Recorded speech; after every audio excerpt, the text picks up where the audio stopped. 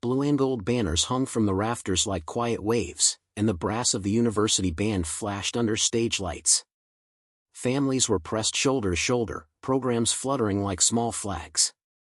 Arthur Gray moved carefully down the aisle, one hand on the railing, trying not to smile too widely in case his eyes gave him away. He had barely slept. Pride made sleep restless.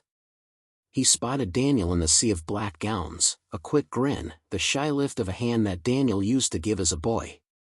Arthur's chest warmed.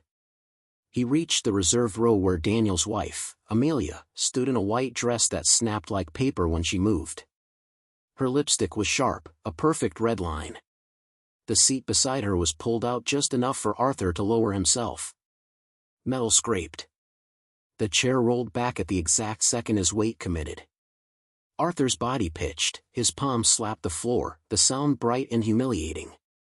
A program skittered under a shoe. Somewhere in the balcony someone laughed too loudly and then couldn't stop. Phones rose, instinct, recording before empathy. Amelia's smile didn't reach her eyes. "You don't belong here," she said, crisp and public, as if speaking to a waiter who'd brought the wrong wine. He felt the sting in his wrist, then the deeper sting in his ribs, and beneath both, the familiar ache of being poor in someone else's story. He pushed himself to standing. The ushers half-stepped, unsure whether to help. Daniel stood inches away, frozen. His mouth opened, closed. "Amelia," he tried, but the syllables withered. Arthur steadied the chair himself. "It's fine," he said, the word thin as paper. From the stage, the dean shuffled a stack of names. He glanced toward the disturbance, squinting past the spotlights.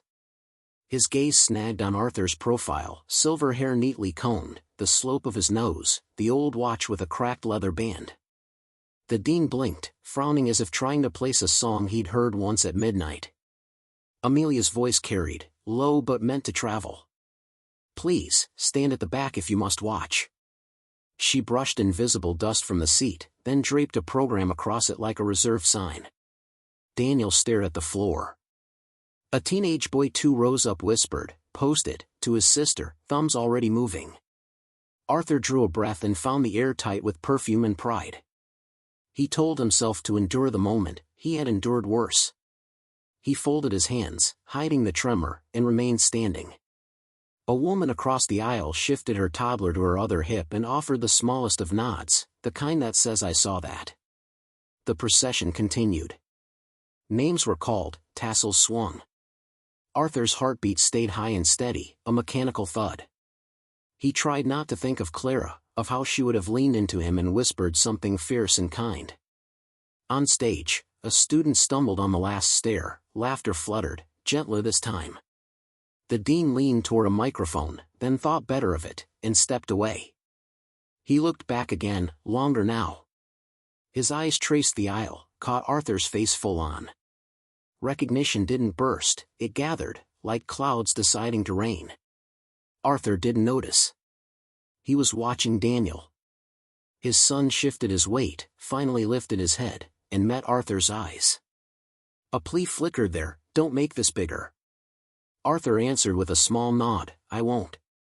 The nod cost him more than the fall. The dean cleared his throat. The band quieted on instinct.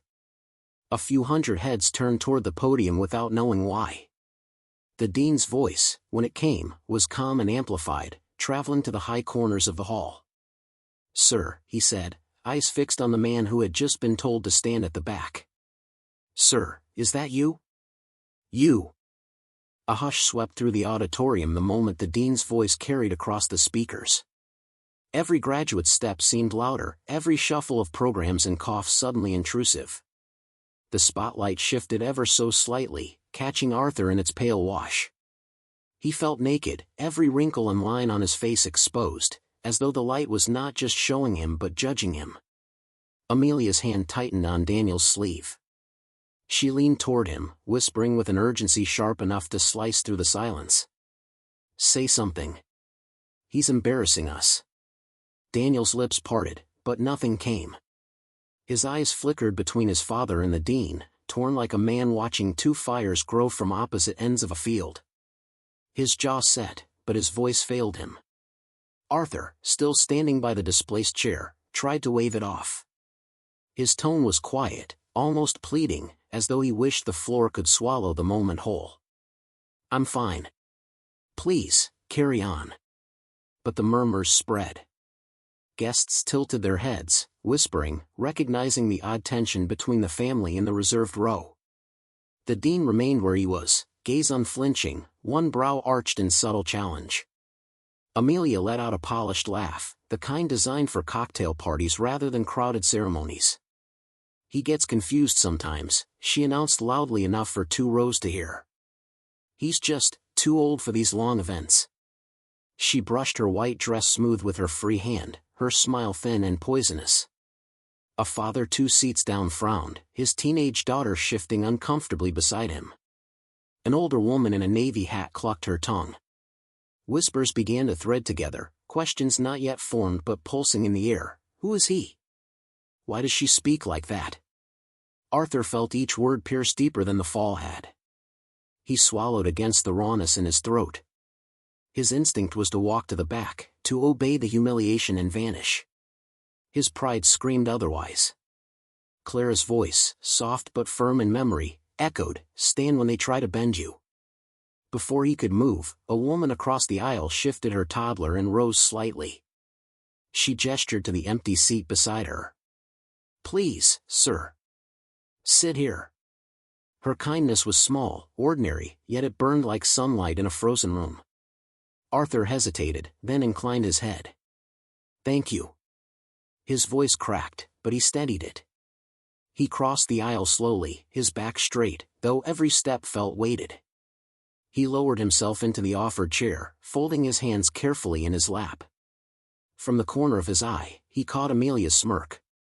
She leaned toward Daniel again, her voice dripping with disdain. "See? Even strangers pity him. This is why he doesn't belong with us." Daniel shifted, shame flushing his cheeks. He tried to quiet her, whispering, "Enough, Amelia," but his tone carried no conviction. Arthur's gaze fixed forward, eyes tracing the polished wood of the stage. He forced himself to breathe evenly, to appear calm. Yet inside, the humiliation simmered, thick and heavy. His chest rose and fell in controlled rhythm, the only sign of the storm tightening beneath. And still, from the stage, the dean's eyes lingered. He whispered something to an assistant, then looked back toward Arthur once more, his expression no longer curious but sharpened with recognition. The ceremony rolled on, names called, applause rising and falling, but in that reserved row, the fracture widened, the tension vibrating like a pulled string ready to snap. Arthur sat in silence, but his mind replayed Amelia's words. "You don't belong here." The cruelest part was not the insult, it was Daniel's silence that carved deepest. And though Arthur did not yet know how, the humiliation of that single sentence would demand an answer. The ceremony pressed forward, but Arthur barely heard the names echoing through the microphone. Each round of applause seemed distant, like waves crashing miles away. He sat stiffly in the borrowed seat across the aisle, every muscle taut with the effort of composure. He refused to look back at Amelia, though her mocking whisper still rang in his ears. "He's here for free food." When the applause rose again, Arthur quietly slipped out. The air in the hallway was cooler, softer without the weight of hundreds of eyes. His shoes clicked against the marble as he moved slowly, his wrists still aching from the fall. Outside the auditorium doors stretched a wide lobby. Families wandered, some buying overpriced flowers and stuffed bears, others scanning the walls where plaques lined the space. Arthur's steps faltered as his gaze lifted. There it was. A large brass plate gleamed under the lobby lights, Gray Engineering Hall. The letters were tall, their grooves darkened with age but polished to shine. Beneath them, in smaller engraving, was the dedication, in memory of Clara Gray, a legacy of love and perseverance. Arthur stopped breathing for a moment. His fingers, rough and veined, reached out to trace the curves of his wife's name. Clara. He whispered it like a prayer, the way he used to at night when he couldn't sleep. Behind him, 2 students in gowns slowed as they passed. "That's the donor plaque," one whispered. "Anonymous, right?" said the other. Nobody knows who gave it. They walked on, oblivious to the man standing before it. Arthur let his hand fall to his side. Anonymous. Yes. That had been his request. He had wanted no glory, no recognition, only to honor Clara and to ensure Daniel's generation had walls sturdy enough to hold their future. And now, here he was, humiliated in front of those very walls. His reflection stared back at him from the brass, a tired man, his suit a little outdated, his tie slightly crooked.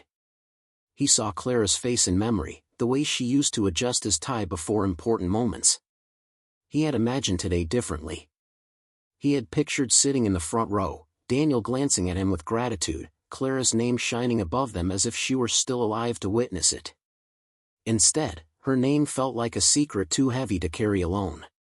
Footsteps drew near. Arthur turned slightly to see a young usher, barely 20, pause near him. "Sir? Are you all right?" Arthur managed a small smile. "Yes, son. Just remembering someone." The boy nodded politely, then hurried back toward the doors.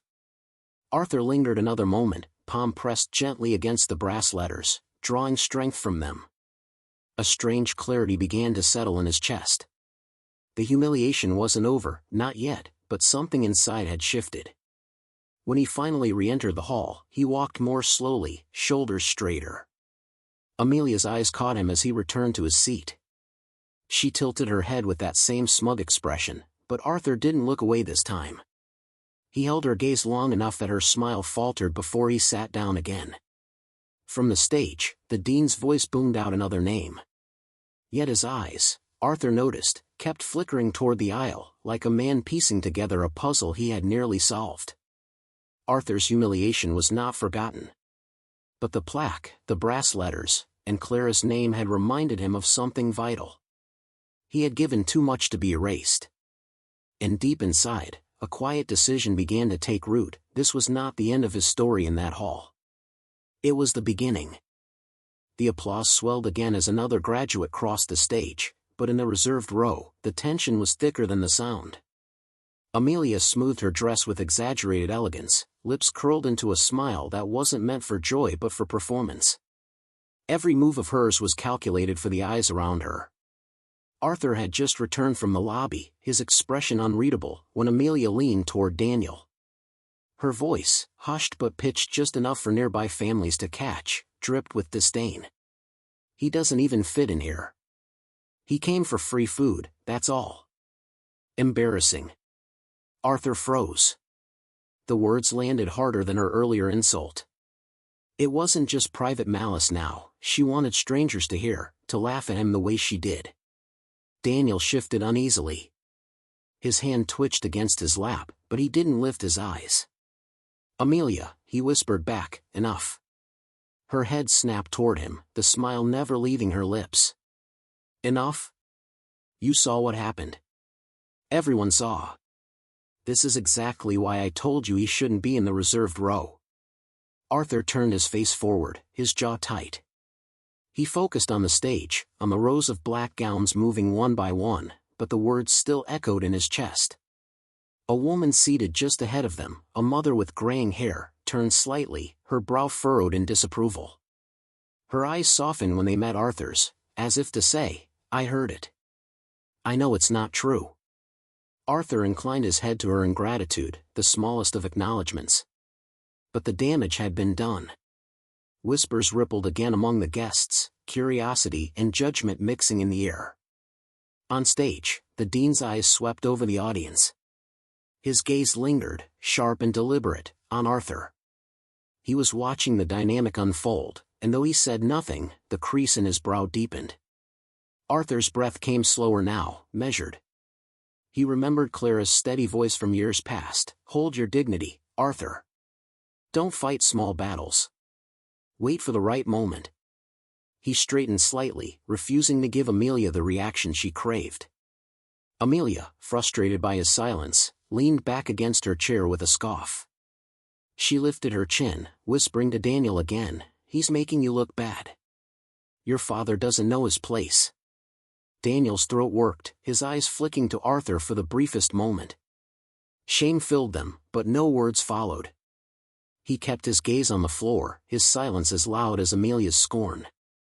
Arthur's hand rested over his knee, tightening until his knuckles blanched. The humiliation weighed heavy, but beneath it, something else was beginning to stir, an ember of resolve. The ceremony rolled forward. A string of names, claps, camera flashes. Arthur's ears barely caught them. His mind was replaying Amelia's words, Daniel's silence, and the plaque outside, Clara's name carved in brass, undeniable, unmovable. Arthur had lived his life bending so Daniel could stand tall. But now, as he sat in that chair, surrounded by strangers' pity and his daughter-in-law's contempt, a realization struck him with clarity: bending further would only break him. When Daniel's name was finally called, Amelia's face lit up, perfect for the photographs. She clutched his arm tightly, as though she alone had carried him to this moment. Arthur watched silently, his heart caught between pride for his son and a deep, growing ache of betrayal. The dean shook Daniel's hand firmly, but as he did, his eyes flicked again toward Arthur. A silent recognition passed, as though the dean already knew a truth that had yet to be spoken aloud. Arthur's humiliation wasn't just seen, it was being witnessed. And soon, it would demand to be answered. The auditorium pulsed with noise, applause rising, then collapsing back into silence with each name read aloud. Arthur sat rigid in his seat, shoulders squared, his face composed but his hands betraying him, trembling faintly against his lap. His humiliation still burned under his skin, but his pride wouldn't allow him to leave. Not yet. The dean's voice rose above the shuffle of gowns and the clicking of camera shutters. Daniel Gray. A cheer went up from Amelia, shrill and loud, as though the moment belonged entirely to her. She clutched Daniel's arm as he rose, adjusting his stole before releasing him with a parting kiss on the cheek. Smile, she hissed, as though this graduation were a red carpet event rather than the culmination of years of work. Arthur's chest tightened as he watched his son climb the steps. He remembered a smaller Daniel, clutching a pencil with awkward fingers, fighting through late nights of math homework at their kitchen table. Clara had always been the one to brew tea, to pat their son's back, to remind them both why the struggle mattered. And now, here was Daniel, grown, accomplished, and yet tethered to a woman who sneered at the very man who had carried him to this moment. The dean extended his hand. Daniel took it, smiling for the crowd, cameras flashing. But then the dean leaned forward, his voice low, meant only for Daniel. Has your father seen the wall? Daniel blinked. What? The donor's wall. Outside, the dean pressed, his eyes flicking toward Arthur in the audience. Does he know what stands there with his name on it? Daniel faltered, the practiced smile slipping for a fraction of a second. Confusion rippled across his face. He glanced into the crowd, his eyes meeting Arthur's. Arthur didn't move, didn't break his stare, though his heart thudded against his ribs. The dean released his hand, clapping him on the shoulder before turning back to the microphone. To the crowd, it looked like a simple congratulatory word, nothing unusual. But the moment between them had planted something, curiosity, unease, that Daniel couldn't shake. Arthur could feel it too. The silence in the reserved row was suddenly louder than the applause. Amelia's nails tapped against her phone screen as she tried to capture the perfect photo, oblivious to the exchange. But not everyone was oblivious. Across the hall, a pair of parents whispered to one another, their eyes darting between Arthur and the dean. The murmur spread again, soft and indistinct, but present. Arthur straightened in his chair. He could sense the tide shifting, subtle but inevitable. What had been laughter and mockery minutes ago was slowly curdling into questions. When Daniel descended the stairs and returned to his seat, Amelia squeezed his arm. Perfect, she said, beaming. We looked amazing. But Daniel didn't respond. His gaze flicked toward his father, then back to the stage, his thoughts tangled by the dean's strange words. The wall? The name? He swallowed, discomfort rising in his throat. Arthur's face betrayed nothing. But inside, Clara's engraved name glowed in his memory. That brass plate wasn't just decoration. It was truth, immovable and waiting to be revealed.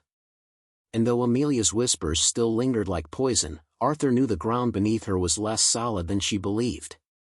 Because secrets carved in brass could not be erased.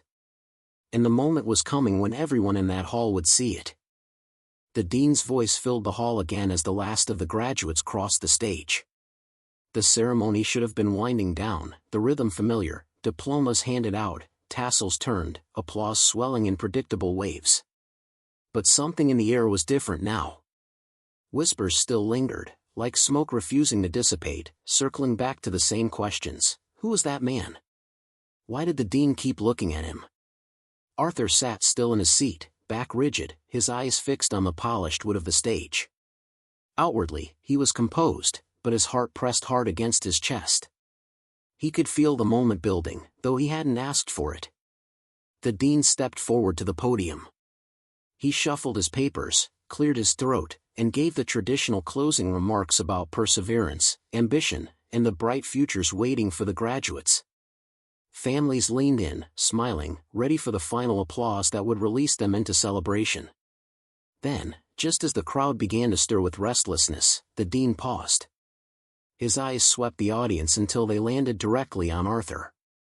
"And before we close," he said, his voice carrying, firm but reverent, "there is something that must be acknowledged." The shuffling stopped.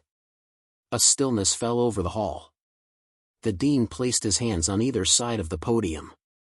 "This building, the very hall in which we gather today, stands because of a sacrifice. Because someone chose to give quietly, without recognition, so that all of you could sit here and celebrate these young men and women. An anonymous benefactor who asked for no thanks, who sought no spotlight."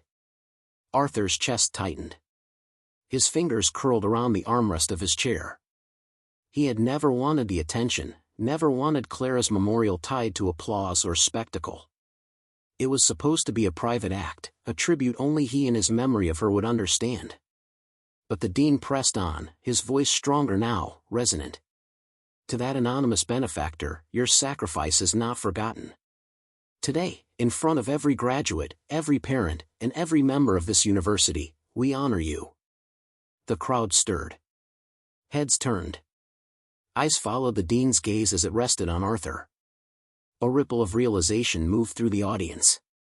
Arthur sat frozen, caught between the weight of humiliation and the sudden blaze of recognition. He wanted to shrink, to vanish, but something inside him shifted instead. Clara's voice rose in his memory, soft and steady. "Let them know who you are. Not for yourself, but for what you built." Applause began hesitantly, scattered claps echoing through the hall. Then it grew. Graduates stood, their gowns swaying as they clapped louder, their cheers rising until the whole auditorium was alive with gratitude. Arthur's throat ached. He lowered his eyes, trying to steady the flood of emotion. For a brief, fragile moment, he felt the humiliation of Amelia's cruelty peel away, replaced with something unshakable. Amelia's face, however, paled. She gripped Daniel's arm, whispering urgently, "What is happening? Why is he looking at your father like that?" Daniel didn't answer. His mind spun with the dean's words, the plaque outside, the sudden realization forming too slowly to deny. He glanced at his father again, shame rising in his chest. The dean stepped back, letting the applause crest. His words had been brief, unscripted, but they had cracked open a truth that could no longer be contained. Arthur remained seated, but his eyes lifted now, steady and clear. For the first time that day, he didn't feel small. And though the crowd's clapping roared like thunder, the silence between Arthur and his son was louder still. Because Daniel was beginning to understand. And Amelia's certainty, the arrogance she carried so easily, had just begun to unravel.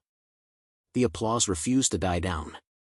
It rolled through the hall in steady waves, graduates cheering, parents rising to their feet, the rhythm swelling until it felt less like polite gratitude and more like a reckoning. Arthur sat stiff, caught in its current, unsure whether to drown in embarrassment or breathe in relief.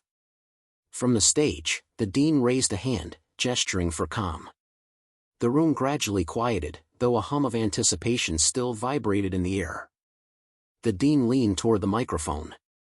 "Mr. Gray," he said, his tone deliberate, "would you honor us by saying a few words?" The hall turned in unison. Dozens of eyes pinned Arthur to his seat. Amelia's lips parted in shock. Her painted smile faltered into something jagged and brittle. Daniel's jaw tightened. Arthur's pulse quickened. He had never sought a stage, never asked for spotlights. Clara had always been the one who believed words could heal, not him. He wanted to refuse, to wave the moment away and shrink back into the safety of silence. No, he murmured under his breath, almost too quiet for anyone to hear. He began to shake his head. But then he caught sight of Clara's name in his mind, etched in brass, glowing softly in the lobby. The years he had worked double shifts, the nights he'd gone without sleep, the meals he'd skipped so Daniel could have more. He thought of how Amelia had sneered at him, how his own son had stood silent in that humiliation. Something hardened inside him. Slowly, Arthur pushed himself to his feet. A hush rippled through the hall again as he walked toward the stage. His steps were deliberate, measured, each one steady despite the ache in his wrist and the sting in his ribs. The dean met him halfway, clasping his hand warmly, and guided him up the steps. Arthur stood at the podium. The light was blinding, the crowd a sea of blurred faces. For a moment, he simply breathed, his heart a drumbeat in his ears. Then, softly, he began. "I didn't come here to speak," he said. His voice trembled at first, but it steadied as the silence wrapped around him. "I came as a father. Proud. Quiet. Content just to sit among you." He paused, eyes flicking briefly toward Daniel, then Amelia. But sometimes, dignity demands its own voice. A ripple moved through the audience. He let the weight of the moment settle before continuing. "My late wife, Clara, believed in sacrifice. She believed that even the smallest act of giving could build a future. When she passed, I wanted to honor her the only way I knew how, by helping others walk paths she never got to finish. So I gave. Quietly. Because I thought silence was noble." His voice thickened, but he pressed on. "What I've learned today is that silence can also invite cruelty. And cruelty, when it thrives in family, is the deepest wound of all." He let the words hang, unspoken truths threading between them. Amelia's smile had vanished entirely. Daniel sat frozen, his eyes glassy. Arthur inhaled slowly. "I do not ask for applause. I do not need thanks. All I ask is that we remember what sacrifice means. Respect. Gratitude. And love for those who carried us here." When he stepped back, the hall erupted again, louder this time, not polite applause but roaring approval. Students whistled, parents clapped until their palms stung, and some even rose to their feet. Arthur bowed his head slightly, overwhelmed but steady. And as he returned to his seat, Amelia leaned into Daniel's ear, her voice a frantic hiss. "He's turning this around on us. Don't you see?" Daniel didn't answer. His eyes were locked on his father, a storm of shame and dawning realization rising inside him. Arthur sat down, breathing deeply. For the first time in years, he felt Clara beside him, not just in memory, but in presence. And though Amelia simmered with fury, Arthur knew the tide had shifted. The humiliation was no longer his. It was hers. The ceremony ended with the toss of caps and a roar of applause, but Arthur barely noticed the flutter of black gowns or the joyous shouts echoing across the hall. His body felt heavy as he moved toward the side exit, his name still lingering on whispers in the crowd. In the lobby, families gathered for photographs, flowers exchanged hands, and graduates posed proudly in front of the brass plaques on the donor wall. Several glanced at Arthur as he passed, whispers trailing him like shadows. He ignored them, his steps slow but deliberate. A hand gripped his elbow. "Daniel." "Dad," he muttered, his voice low, urgent, "can we talk? Somewhere private?" Amelia was beside him, her smile painted back on for the watching crowd, but her eyes glimmered with fury. "Yes," she said tightly. "We need to clear this up now." Arthur didn't resist as they guided him toward a side lounge reserved for faculty and donors. The door shut behind them, muting the laughter and music outside. The room was quieter, lined with portraits of former deans, the air scented faintly of old wood and polish. Amelia's mask slipped the second they were alone. She spun on Arthur, voice sharp. "How dare you ambush us like that? Do you realize how humiliating that was? Everyone's staring at us now like we're villains." Arthur raised his brows slightly, but his tone remained calm. "Amelia, I didn't ambush anyone. I was asked to speak.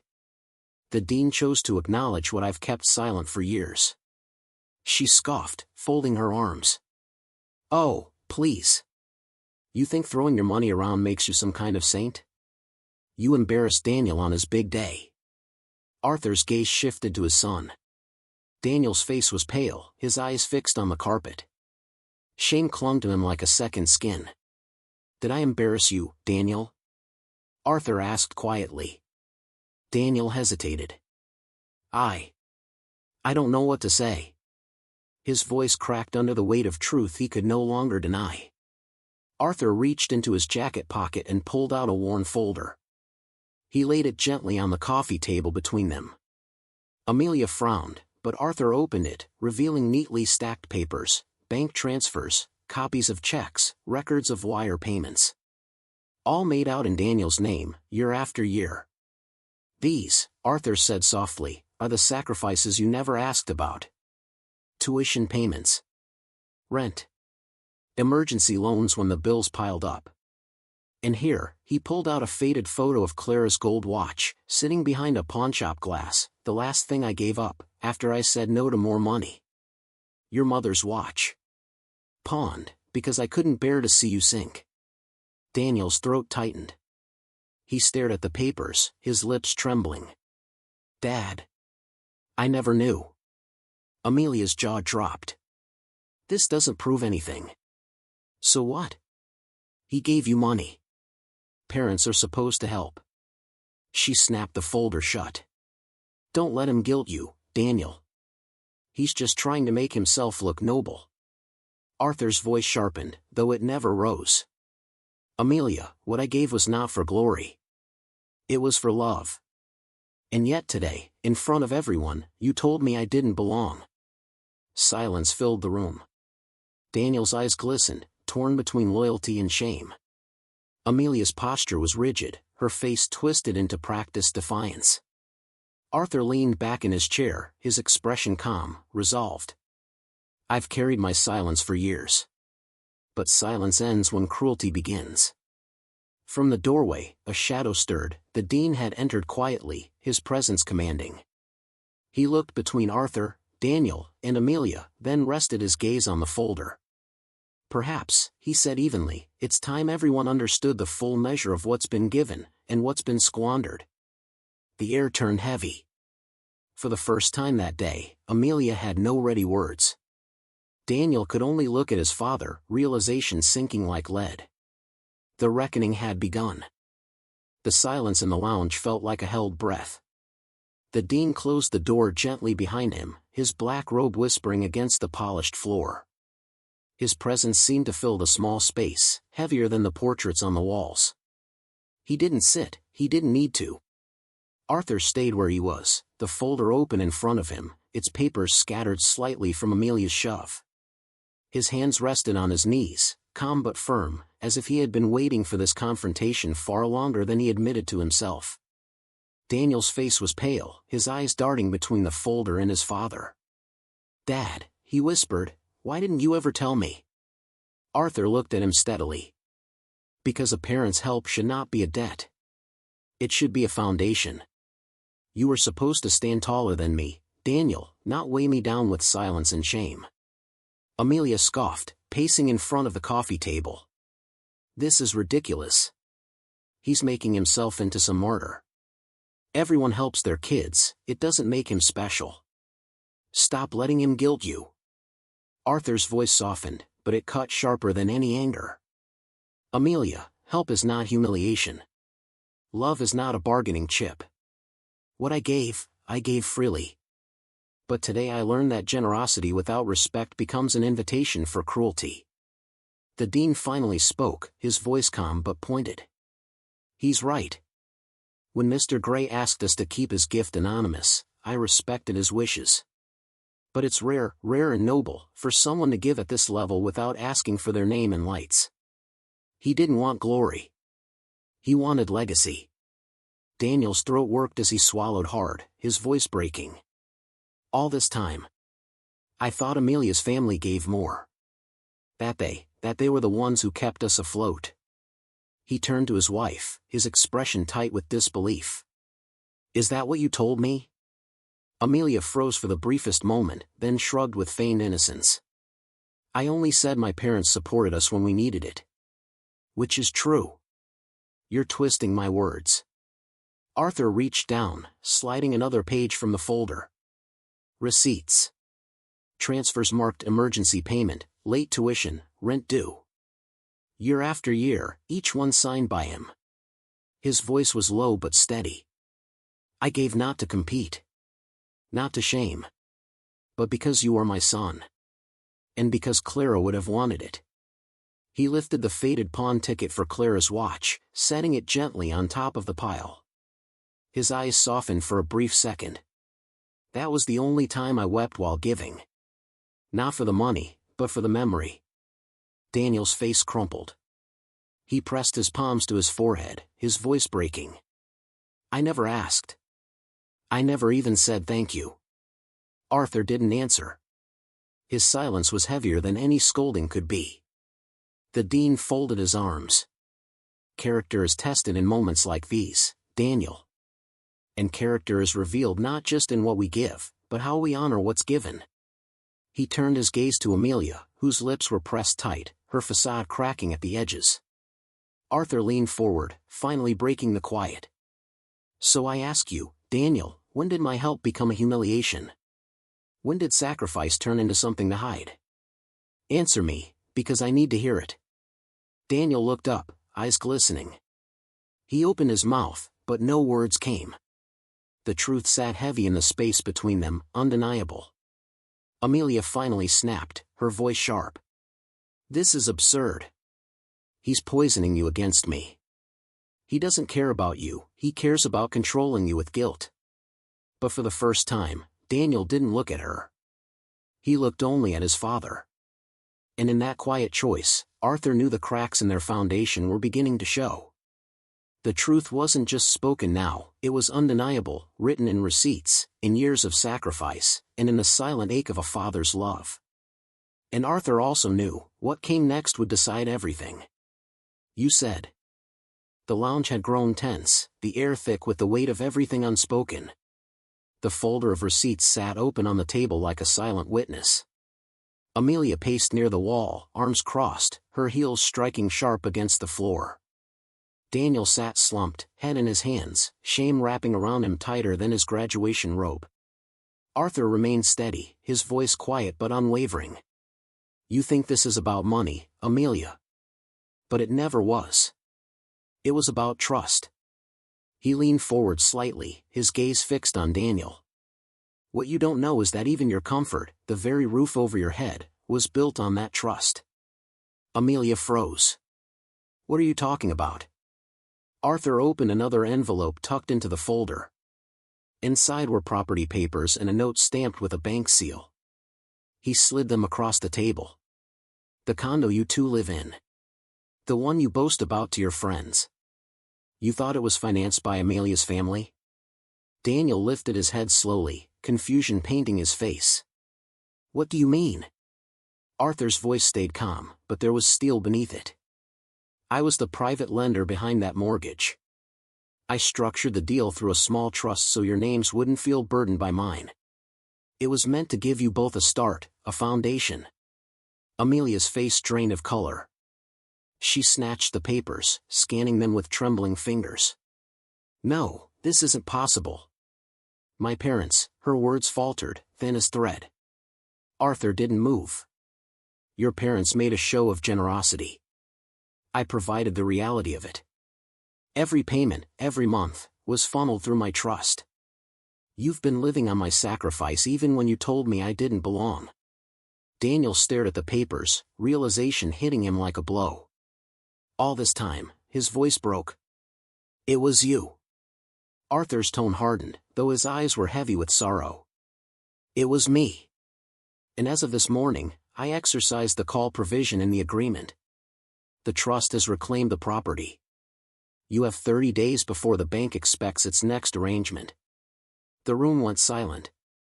The ticking of the old clock on the wall suddenly felt deafening. Amelia's composure cracked. You wouldn't dare, she hissed. Her hands shook, crumpling the corner of the mortgage document. You can't do this to your own son. Arthur's gaze didn't waver. I wouldn't do this to my son. But I will do this to those who poison him against his own blood. His eyes flicked toward Amelia, sharp and unflinching. Love I will always give. Blindness I will no longer afford. Daniel's voice was hoarse. Dad, he buried his face in his hands again, torn between shame and gratitude, his silence louder than Amelia's outrage. The dean, who had stood quietly until now, finally spoke. His tone carried the weight of judgment. What you've done, Mr. Gray, is not vengeance. It is accountability. And accountability, when hidden truths come to light, is always painful. He turned his gaze to Amelia. Perhaps more painful for those who built their pride on illusions. Amelia's lips trembled, her words failing her for once. She sank into a chair, her posture rigid but her face betraying fear. Arthur sat back, his breath steady, though his heart pounded with the strain of it all. He hadn't come to this day planning revenge. But humiliation had drawn out the truth, and the truth had revealed its own form of justice. The condo, the symbol of their comfort, the place Amelia had paraded as proof of her family's superiority, it was slipping from her grasp. And for the first time since the ceremony began, Arthur felt the balance shift entirely. The man who had been shoved to the ground hours earlier now held the ground beneath their very feet. And Amelia, for once, had nothing to stand on. The heavy lounge door creaked open, and the muffled hum of celebration spilled inside. Families were gathering for photos, graduates tossing caps again for the perfect shot. The world outside buzzed with joy, but inside, the weight of truth pressed hard on the three of them. Arthur rose slowly, his knees stiff from age and tension, and looked at Daniel. This isn't just about property or money. It's about respect. You have a choice to make, publicly, right here, today. Amelia shot to her feet. He's manipulating you, she snapped, her voice sharp, panicked. Daniel, don't you see? He's trying to humiliate us, to steal your moment. Don't let him. But Daniel didn't answer. His eyes were red, his face pale. He stared at his father, guilt etched into every line of his expression. Arthur didn't move closer, he simply waited, steady as stone. The dean stepped aside, opening the door wider. The sounds of the hall grew louder, the applause for group photos, the cheerful calls of families. It was the real world, just a few steps away, and Arthur knew that if this moment slipped into silence, everything would remain poisoned. So he walked out. The lounge spilled him back into the auditorium, where dozens of families still lingered. Some recognized him instantly, the whispers rekindling. That's him. That's the one the dean mentioned. Arthur paused in the center aisle. He turned to face the stage, the microphone still live, and lifted his voice, not loud, but steady enough to cut through the chatter. Ladies and gentlemen, he began, before you go, may I have 1 minute? The noise dimmed. Heads turned. Graduates adjusted their caps, curious. Amelia froze in the doorway, Daniel just behind her, torn between them. Arthur drew a breath, his voice heavy with the weight of decades. I stood in this hall today as a father. I was told I did not belong. I was laughed at, dismissed. He paused, his eyes searching the crowd. And yet every stone, every beam, every light above your heads was made possible by my wife's name, Clara Gray, and by a sacrifice that asked nothing in return. A ripple moved through the hall. The plaque in the lobby was fresh in many minds now, the dean's earlier words echoing. Arthur's gaze shifted toward Daniel. But this isn't about buildings. This is about gratitude. About how we treat those who carried us when we couldn't walk ourselves. So I ask, not for applause, not for honor, but for honesty. If you have wronged a parent today, make it right. Here. Now. The hall fell silent. Every eye turned to Daniel. Amelia's face twisted, her smile gone, her lips pale. Daniel's chest rose and fell rapidly. His fists clenched at his sides.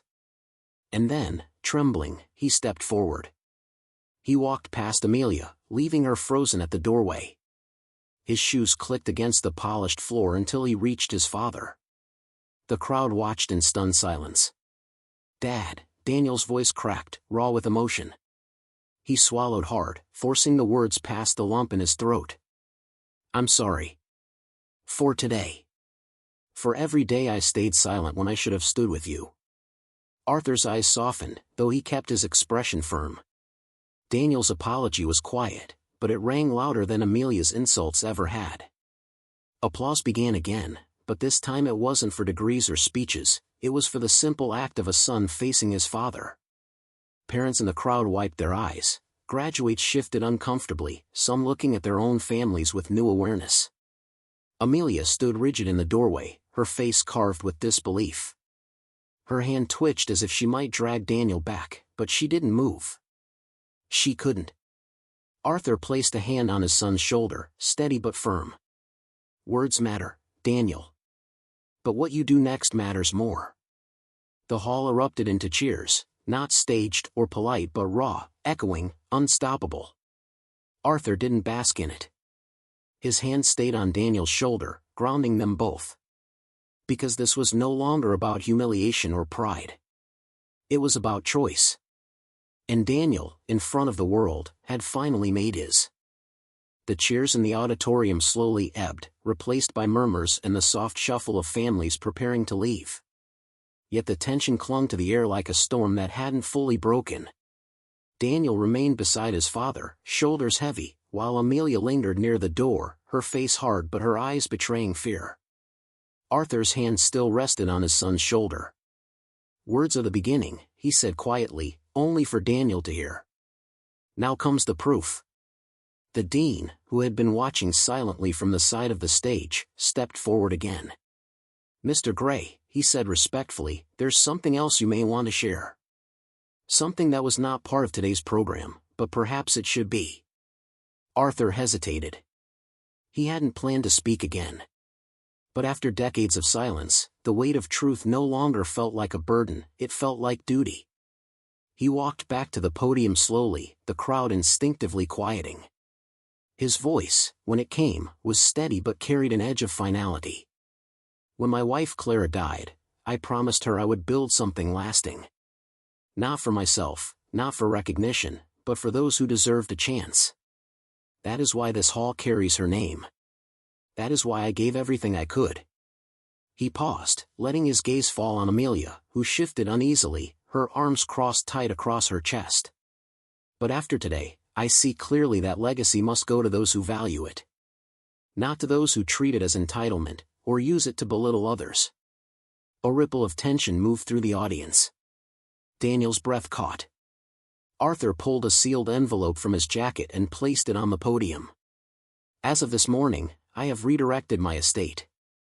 Every donation, every scholarship fund, every property tied to my name has been transferred into the Clara Gray Scholarship Foundation.